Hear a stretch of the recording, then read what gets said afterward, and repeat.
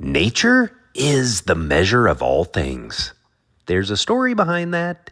This is your daily message from chat number 826 to upgrade your mental game today by telling yourself a better story. Because the most important story you hear is the story you tell yourself. This message is dedicated to Benny Ray Harmony. Here's the upgrade. You are part of a natural ecosystem and must learn the dance between chaos and order. Here's the story. Recently in episode 813, as we explored a mini-series on the power of reading, I highlighted the founder of the Visa credit card system, Dee Hock. Through a series of unlikely accidents, Hock helped invent and became chief executive of the credit system that became Visa.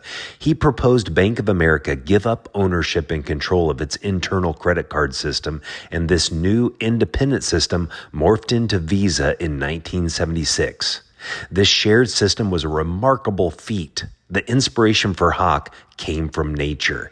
As he contemplated celestial mechanics, he noted that the sun doesn't force planets into orbit or command them to do anything. It merely places an attraction in their path to which they respond according to their nature.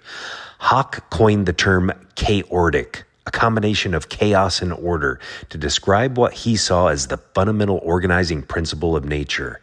He observed that natural systems, from ecosystems to evolution itself, operate without central control, yet maintain remarkable order and adaptability. This insight became the foundation for Visa's revolutionary structure, a decentralized network where thousands of member banks could cooperate and compete simultaneously, without any single entity having control. In a surprise move to many, Hock left Visa in 1984 at age 55, giving up control at the peak of his success. He spent a decade in relative isolation, working 200 acres of barren land to restore it to health and beauty through personal labor. This wasn't just physical work, it was a continuation of his lifelong practice of observing natural systems and understanding how complex organizations thrive without central control. In his 1991 Business Hall of Fame acceptance speech, Hock explained, "Through the years, I have greatly feared and sought to keep at bay the four beasts that inevitably devour their keeper: ego, envy, avarice, and ambition. In 1984, I severed all connections with business for a life of isolation and anonymity, convinced I was making a great bargain by trading money for time, position for liberty, and ego for contentment, that the beasts were securely caged." In 1996, Hock helped launch the Chaotic Alliance, now the Chaotic Commons, to disseminate his business philosophy and continues since his death in 2022 at age 93. The better story to tell yourself is, I seek to live with the grain of the universe, not against it. If you're feeling overwhelmed and disorganized, perhaps some time in nature would realign a sense of order in the chaos. A poem by Gerald Manley Hopkins, written in 1877, came to mind as I was thinking about the nature of things. He wrote, "The world is charged with the grandeur of God.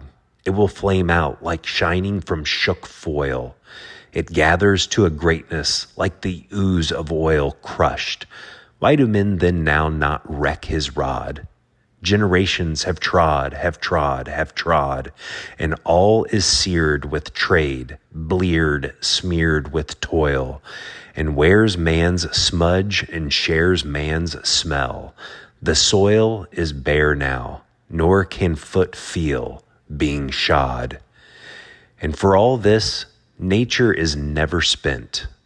There lives the dearest freshness deep down things, and though the last lights off the black west went, oh, morning at the brown brink eastward springs, because the Holy Ghost over the bent world broods with warm breast and bright wings." Tell me a story about the wisdom found in nature to fromchadsmith@gmail.com. Will you send this to someone you think would benefit from this story right now? You can download my book, The Most Powerful Story in the World, by going to fromchad.gumroad.com. The transcript of this message and hundreds of others are always available at www.fromchad.com.